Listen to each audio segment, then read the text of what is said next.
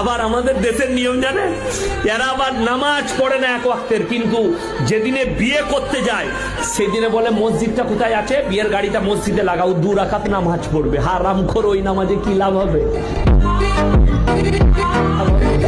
জীবনে নামাজ পড়ে না বলে 2 রাকাত নামাজ পড়বে, আবার মসজিদে অনেকজন সালাম করে ঢুকে 2 রাকাত নামাজ পড়লে ও কি যে নামাজ পড়ে তা আল্লাহ জানে। আল্লাহু আকবার, কি জানি বউটা কেমন হবে। এটা সূরা ফাতিহা।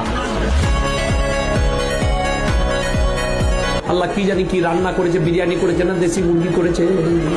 এটা হচ্ছে আবার দ্বিতীয় সূরাটা। ও তো কিছুই জানে না কি পড়বে, যে 2 বার মাথা ঠুকে সালামও জানেন, চলে এলো। বিয়ের মানে লোকরা মনে করলে ওরে বাবা রে এত বড় পরেজগার বর, যে তারপরে জোহরের আজান হয়েছে আর নামাজ নাই। নফল পড়ে কি করবি?